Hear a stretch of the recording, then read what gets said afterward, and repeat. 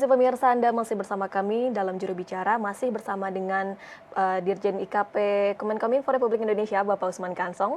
Pak Dirjen, kita lanjutkan pembicaraan sebelumnya, masih mengenai tentang mudik dan juga libur lebaran tahun 2023. Kini setelah membahas apa saja persiapan yang sudah dilakukan pemerintah, kini persiapan jalan dan infrastrukturnya seperti apa, Pak Dirjen? Ya, kalau kita lihat persentase ya dari sisi kesiapan jalan nasional, ini kondisi kemantapannya, istilahnya begitu, ini sudah di atas 90%. Dan terus ditingkatkan hingga mendekati momen Lebaran sempurnalah 100% begitu. Dan pemerintah juga akan mengoperasikan atau memfungsikan 12 ruas jalan tol. Jadi sebetulnya jalan tol ini belum diresmikan, belum sempurna untuk dilalui, tetapi ini akan difungsikan. Ya seperti dulu juga tahun 2015 atau 2016 ini kan ada jalan tol Pantura yang dari Cikampek dan seterusnya itu masih berbentuk tanah tapi yang keras begitu, itu sudah bisa dilalui, ya, sudah difungsikan.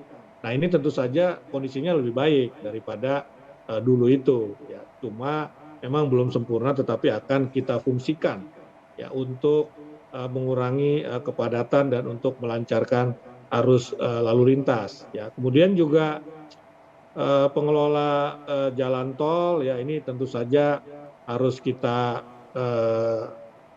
kerjasamalah dengan mereka begitu ya, dan bahkan pengelola jalan tol ini akan menurunkan tarif tol misalnya ruas Jakarta Cikampek ya, atau ke yang lebih jauh begitu, memberikan diskon pada hari-hari tertentu. Tujuannya apa? Supaya orang mudik lebih awal begitu.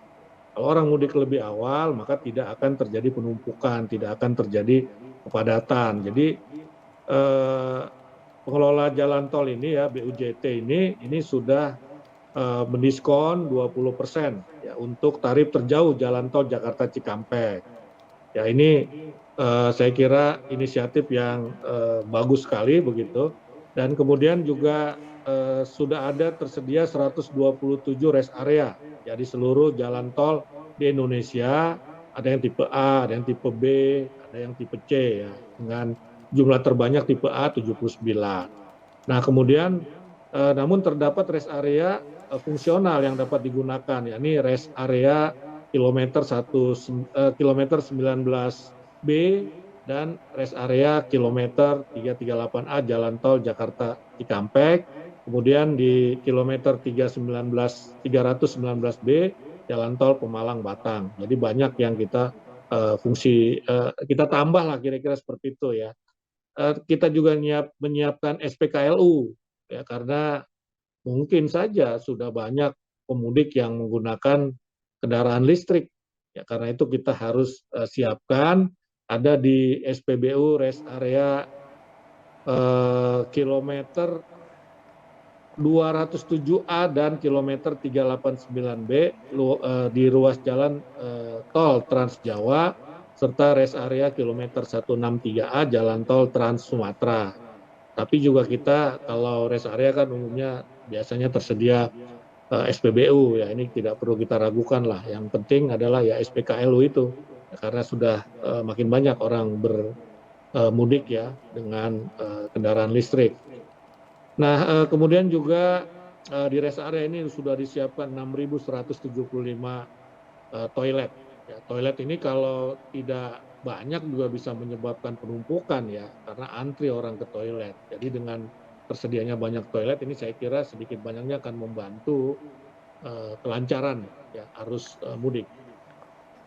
Ya, dalam mendukung kelancaran arus lalu lintas dan juga kenyamanan pengguna jalan, Kementerian PUPR ini menyiapkan dukungan kondisi operasional seperti persiapan infrastruktur dan juga memfungsikan sebagian jalan tol begitu, dan juga mempersiapkan rest area dengan segala fasilitas, dan terdapat pula tadi pengisian SPKLU ya Pak Dirjen, SPKLU untuk kendaraan listrik bagi masyarakat yang menggunakan. Kemudian tak jarang juga nih Pak Dirjen bahwa setiap momen mudik lebaran ini ada saja pemudik yang menggunakan kendaraan motor begitu Pak. Bahkan Kemenhub ini juga memperkirakan sebanyak 25,13 juta pemudik dengan menggunakan sepeda motor.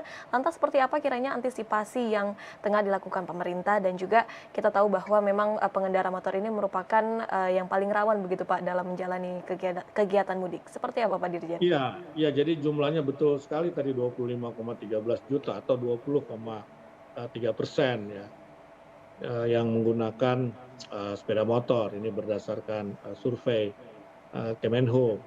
Nah, ya, mudik dengan sepeda motor ini kan berbahaya pada dasarnya ya, karena sepeda motor ini kan tidak diperuntukkan sebagai angkutan ya, dia dia sebagai penunjang saja ya, apalagi untuk membawa orang dalam jarak yang jauh begitu. Mudik ini kan jaraknya jauh ya, kebanyakan ke Jawa Tengah ya. Ini tentu saja membahayakan ya, karena itu kita mengimbau ya pemudik tidak mudik dengan sepeda motor, tetapi memanfaatkan fasilitas mudik gratis yang banyak diselenggarakan baik oleh kementerian lembaga, oleh perusahaan swasta ataupun perusahaan tempat mereka bekerja begitu. Saya kira ini baik sekali kalau dimanfaatkan, akan mengurangi risiko terjadinya kecelakaan fatal di jalan begitu. Ya, kemudian juga ada program angkutan sepeda motor gratis dengan kereta api, ini sudah disiapkan.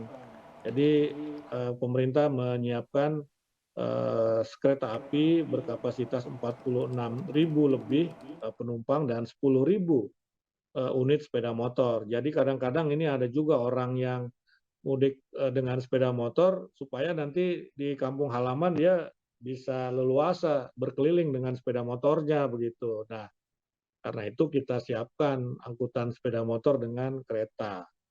Ini juga cara-cara agar ya kita mengurangilah yang mudik dengan sepeda motor, dan jadwal keberangkatannya itu 11 sampai dengan 20 April ya untuk sepeda motor gratis itu, dan untuk arus mudik, dan 25 April sampai dengan 4 Mei untuk arus balik begitu. Nah, kemudian ada program mudik gratis dengan bus itu kapasitas sampai 24.000 lebih penumpang. Ya, ada 900 unit sepeda motor yang bisa diangkut juga ya dengan bus 24.000 tadi itu, dan kemudian dengan truk bisa 900 unit sepeda motor. Ini juga ada tanggal-tanggal atau jadwal keberangkatannya 17 sampai dengan 19 April untuk arus mudik, kemudian 27 dan 28 April untuk arus balik. Nah, sementara waktu pendaftarannya yaitu mulai 13 Maret sampai dengan 14 April 2023. Jadi masih ada waktu ya untuk mendaftar mudik sepeda motor gratis begitu. Kemudian juga ada program mudik gratis sepeda motor naik kapal laut. Ya, kapal laut itu mulai 15 dan 17 April untuk mudik, serta 25 sampai 28 April, 25 dan bukan sampai ya, 25 dan 28 April 2023 untuk arus balik. Waktu pendaftarannya 15 Maret sampai 13 April, masih ada waktu juga.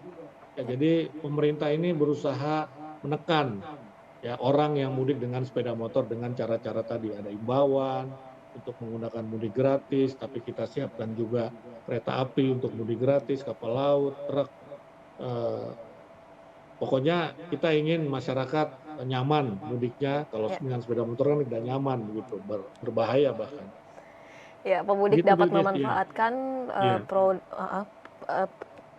pemudik ini dapat memanfaatkan program mudik gratis yang disediakan oleh pemerintah ataupun lembaga untuk mengurangi resiko terjadinya kecelakaan. Salah satunya tadi ialah dengan bisa memanfaatkan program yang digalakkan oleh Kereta Api Indonesia begitu ya Pak, untuk Iya. menaiki motornya di kereta begitu, sehingga pemudik dapat merasa aman dan juga nyaman saat melakukan mudik 2023. Pak Dirjen, kita masih ada satu segmen lagi mengenai persiapan dan dukungan yang dilakukan oleh Kementerian Kominfo. Untuk itu pemirsa tetaplah bersama kami di dalam Juru Bicara.